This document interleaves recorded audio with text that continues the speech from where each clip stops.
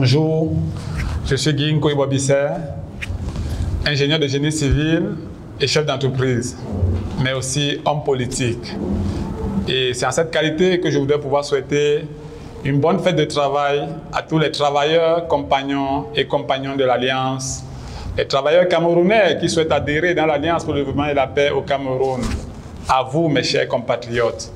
Depuis le 9 novembre 2023, l'environnement politique camerounais s'est enrichi d'un nouveau parti politique dénommé l'Alliance pour le développement et la paix, ADP, dont le siège social est à Douala au Cameroun, avec pour devise « Au service du peuple ». L'Alliance pour le développement et la paix est le fruit de plusieurs années de réflexion de nombreux membres de mouvements d'action catholiques, évangéliques et islamiques, dont plusieurs de la jeunesse étudiante chrétienne, qui, fort de leur expérience de leadership scolaire, universitaire et communautaire, veulent changer la spiritualité et la direction stratégique de notre pays depuis le sommet de l'État, c'est-à-dire instaurer une république plus humaine au Cameroun.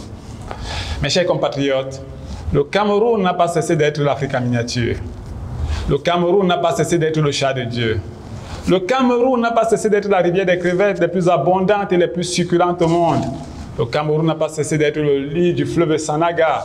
920 km de longueur, 1695 km si on ajoute ses affluents et un bassin d'environ 140 000 km² occupant 29% du territoire camerounais, c'est-à-dire un extraordinaire système d'irrigation naturelle. Non, le Cameroun n'a pas cessé d'être le pays africain qui a vaincu 2 champions du monde de football. Le Cameroun n'a pas cessé d'être médaillé d'or olympique de football. Le Cameroun n'a pas cessé d'être médaillé d'or olympique au triple saut. Le Cameroun n'a pas cessé d'être le pays de Mongo Betty, Manu Dibango, Kautal, André Maritala, Francis Bébé, Richard Bonan, Samuel Eto'o ou Jean-Paul Akono, le seul coach qui a conduit les Lions indomptables au podium mondial des Jeux olympiques. Non, nous n'avons pas cessé d'être le pays de Francis Ngannou, Achille Bembe, Denise Epoter, Alain Foka et des milliers d'ingénieurs, médecins et autres experts, des hommes et des femmes de métiers aux talents reconnus qui ont vendu leur travail à l'échelle continentale et même planétaire. La géographie physique et humaine du Cameroun n'a pas changé. Lorsque nos pères, jadis, ont décidé de prendre les armes comme rarement un pays sous mandat des Nations Unies l'a fait contre l'État mandataire, la France, ils savaient ce qu'ils défendaient. Ils défendaient une terre généreuse, un pays où coule le lait et le miel. Un pays paradoxal où les opportunités de transformation sont illimitées en raison d'une géographie humaine et physique des plus diversifiées en Afrique. Un pays qui devrait être le modèle africain du plein emploi. Mais voilà que ce pays que nos pères ont défendu les armes à la main offre aujourd'hui le spectacle d'un record mondial désastreux de près de 85% des travailleurs exerçant dans le secteur informel, comme si c'était terre généreuse. Cette Afrique en miniature, et particulièrement le monde du travail, est subitement devenu un rendez-vous économique du sauve qui peut. L'Alliance pour le développement et la paix considère qu'un tel désordre, oui, car c'est bien de cela qu'il s'agit, ne peut venir que d'une direction stratégique erronée de la gouvernance d'État. C'est pourquoi le renversement de la situation du travail, des travailleurs et de l'emploi ne viendra pas de moins de formalités dans la création d'entreprises, non. Ni de plus de séminaires de formation ou de sensibilisation, non plus. Mais le salut du travail viendra d'abord et surtout d'un simple changement de la spiritualité à la direction stratégique de l'État. En effet, les travailleurs informels ne savent pas. Ils ne voient pas en quoi l'État, en tant qu'organisation, est une providence pour eux. C'est pourquoi ils préfèrent littéralement évoluer dans les Sissongo, en dépit des énormes limites qu'un tel environnement peut avoir. Donc pour l'Alliance, le Cameroun est devenu au fil des ans une terre qui avale ses enfants. Cela est vrai dans tant de domaines, mais elle est davantage encore dans le savoir-faire et dans le travail. L'Alliance montre donc comment, en moins de 5 ans, nous pouvons créer un environnement puissant de plein emploi. Le plein emploi est possible grâce à un changement de paradigme de la gouvernance d'État. Un changement profond des comportements qui étranglent le travailleur, dévalorise les emplois, traque les entreprises et finalement décourage l'initiative et diminue la productivité du travail.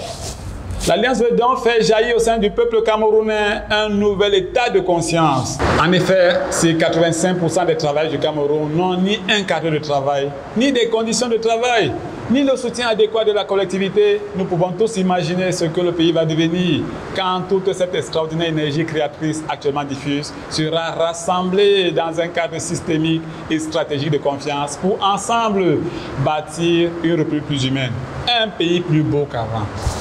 Mes chers compatriotes, autrefois, le jour de la fête du travail, le président de l'UNTC, l'Union nationale des travailleurs du Cameroun, faisait devant le président de la République en personne un discours syndical de revendication généralement très applaudi. Nos pères et nos aînés nous ont particulièrement parlé de Jérôme Emilien Abondo, dont l'éloquence et le courage devant Amadou Ahidjo le disputaient à la pertinence du propos. Le président de la centrale syndicale des travailleurs du Cameroun était un des membres des corps constitués les plus respectés de l'échiquier national. Le travail et les travailleurs étaient vraiment respectés, admirés. Aujourd'hui, le monde camerounais du travail est un grand malade dont les porte-paroles sont muselés, menacés et parfois tabassés s'ils ne sont simplement pas suspendus de leurs fonctions durant de longs mois, comme le furent les délégués du personnel de la communauté urbaine de Douala, malgré les recommandations du tribunal administratif de Douala. La considération vis-à-vis des représentants du monde camerounais du travail par les pouvoirs publics est presque dérisoire.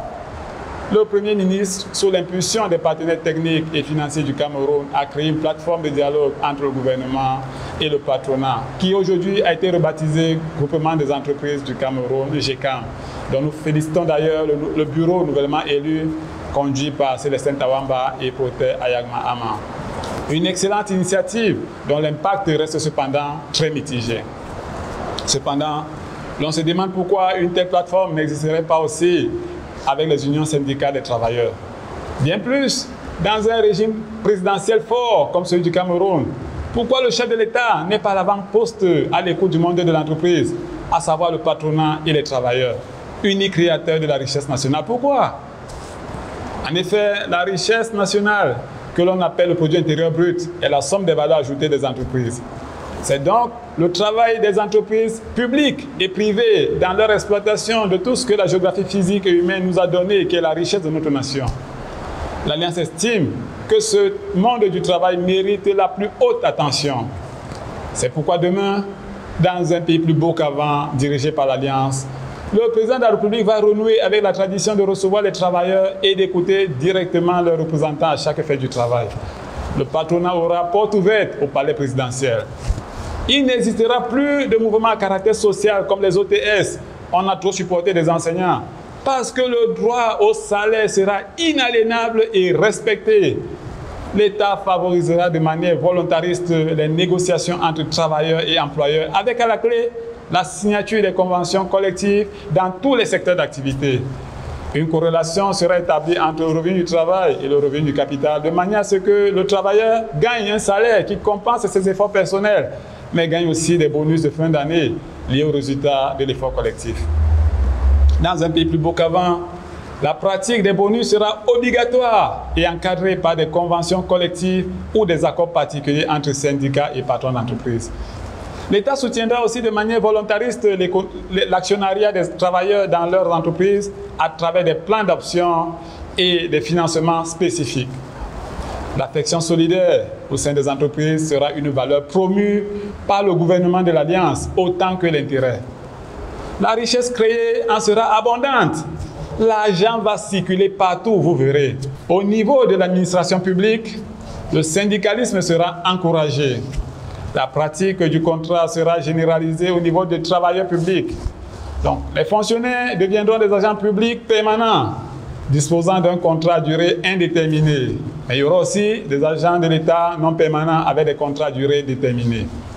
Les agents publics seront donc plus révocables et moins inamovibles qu'ils ne le sont aujourd'hui. Nous établirons aussi la catégorie des agents politico-administratifs bien identifiés comme tels et qui auront un statut particulier. Nous réduirons de moitié le nombre excessif de ministres que compte aujourd'hui le gouvernement actuel.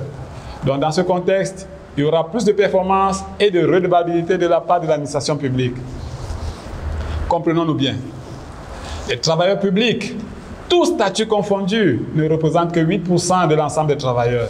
Mais ce sont eux qui créent l'environnement des affaires du travail favorable ou défavorable. Il leur est en grande partie imputable l'état actuel du chômage, du sous-emploi, de la sous-qualification, de la pression fiscale énorme qui pèse sur la plupart des acteurs économiques qui préfèrent évoluer dans les Sissongo. Au Cameroun, les chasseurs et les cueilleurs que sont en réalité cette redoutable minorité d'agents publics qui s'enrichissent en milliards de francs CFA prive les éleveurs et les agriculteurs, que sont les travailleurs du secteur productif, des moyens de développement essentiels aux infrastructures collectives indispensables au développement de la production. Regardez simplement le délabrement du réseau routier, ou des transports, ou des hôpitaux, ou des écoles. Ces cueilleurs et ces chasseurs sont parmi les principaux responsables de la contraction du marché du travail, parce qu'ils sont au service d'eux-mêmes. En plus, ils sont quasiment irrévocables et inamovibles en comparaison aux 92% des autres travailleurs qui créent effectivement la richesse dans le secteur productif privé et étatique. Il faudrait donc résoudre ce problème à la source. Dans un pays plus beau qu'avant, il n'en sera plus ainsi.